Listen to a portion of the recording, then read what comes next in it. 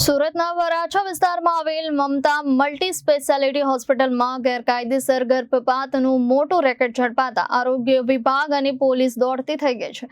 આ મામલે સ્થાનિક ધારાસભ્ય અને પૂર્વ આરોગ્ય પ્રધાન કુમાર કાનાણી ભારે રોષે ભરાયા છે અને આરોપીઓ સામે કડક કાર્યવાહી કરવાની માંગ કરી છે।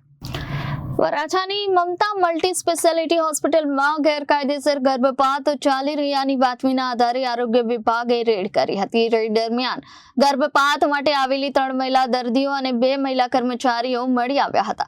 માહિતી મુજબ મુખ્ય આરોપી રામગોપાલ ખંડેલવાલ પોટી ડોક્ટર ન હોવા છતાં દર્દીઓ પર ઓપરેશન કરતો હતો। રેડ દરમિયાન જ તે સ્થળ પરથી ફરાર થઈ ગયો હતો। આ અંગે વરાછા પોલીસને જાણ કરાતા પોલીસે ઘટના સ્થળે પહોંચી કાર્યવાહી હાથ ધરી હતી। આરોપી વિરુદ્ધ પીસી અને પીએનડીટી એક્ટ હેઠળ ગુનો નોંધાયો છે।